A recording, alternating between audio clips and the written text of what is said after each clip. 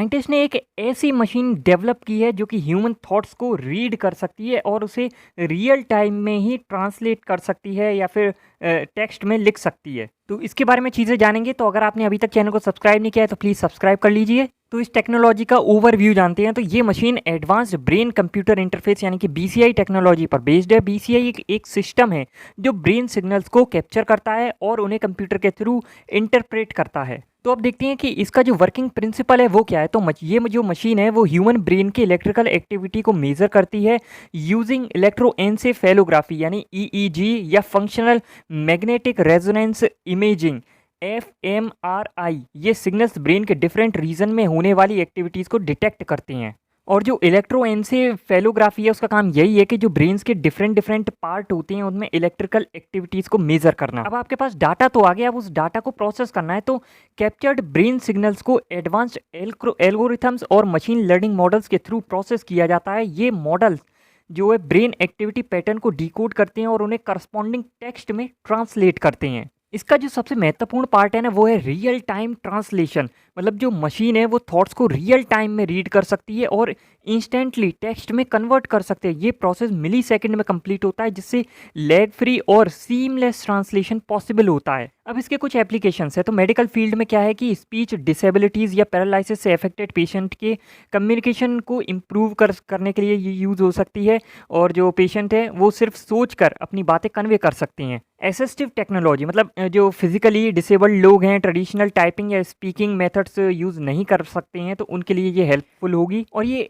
Normal लोगों के लिए भी यूज़ हो सकती है एनहांस्ड प्रोडक्टिविटी के तौर पर, जैसे कि प्रोफेशनल एनवायरनमेंट्स में फास्टर नोट टेकिंग और आइडिया कैप्चरिंग के लिए यूज़ कर सकते हैं हम इसे। अब इसमें थोड़ी सी ज़रूरत होगी एक्यूरेसी और इम्प्रूवमेंट्स की। तो इनिशियली स्टेज में मशीन की जो एक्यूरेसी है वो लिमिटेड हो सकती है, थोड़ा सा गड़बड़ियाँ हो जाती है। आपने ट्रांसलेशन में भी देखा होगा जो ऐप्स होते हैं वो थोड़ा बहुत तो गड़बड़ी कर जाते हैं, लेकिन जैसे जैसे उनको डाटा प्रोवाइड होता चलता है ना बहुत ज़्यादा तो वो फिर ठीक होते जाते हैं, उनको जैसे अपग्रेड भी किया जाता है तो वो इसलिए होता है। तो इसमें भी स्टार्टिंग में थोड़ा सा आपको प्रॉब्लम आएगी, लेकिन जैसे इनके पास डाटा आता रहेगा तो इम्प्रूव करते रहेंगे ये चीज़ों को। अब इसमें कुछ प्राइवेसी कंसर्न्स भी होते हैं, जैसे ह्यूमन थॉट्स को रीड करने वाली मशीन के साथ प्राइवेसी और एथिकल कंसर्न्स भी अराइज होते हैं। अनऑथराइज्ड एक्सेस और मिसयूज़ को प्रिवेंट करने के लिए स्ट्रॉन्ग सिक्योरिटी मेजर्स इंप्लीमेंट करने पड़ेंगे आपको, नहीं तो ये वही चीज़ ना, कोई भी अच्छी चीज़ बनाई जाती है तो वो फ़ायदे के लिए, लेकिन उसका मिसयूज भी होने लगता है।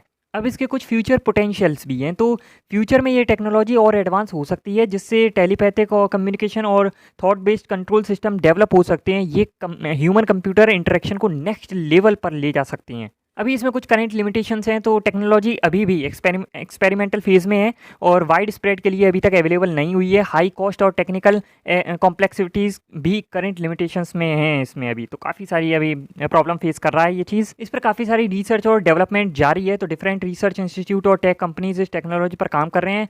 ऑनगोइंग रिसर्च इसके इफेक्टिवनेस और एप्लीकेशंस को फर्दर एक्सप्लोर कर रही हैं। ये टेक्नोलॉजी बहुत ही अमेजिंग है और फ्यूचर में ह्यूमन कम्युनिकेशन और इंटरेक्शन को रीडिफाइन कर सकती है। ये अभी के तौर पर अगर देखा जाए तो इस मशीन की जो एक्यूरेसी रेट है वो 79%, तो 80% समझो, तो इतना है। ये काफ़ी इंप्रेसिव है। आपको इंप्रेसिव लगता है या आपको लगता है कि थोड़ा 90% तो होना ही चाहिए था?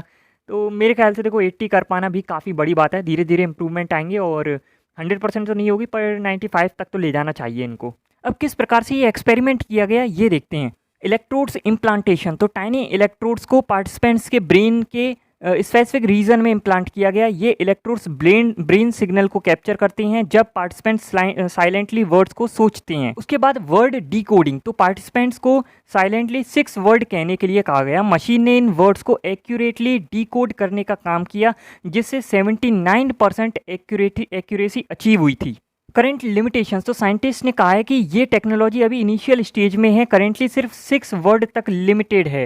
फर्दर रिसर्च और डेवलपमेंट से इस टेक्नोलॉजी का स्कोप जो है और एप्लीकेशंस बढ़ जाएगा।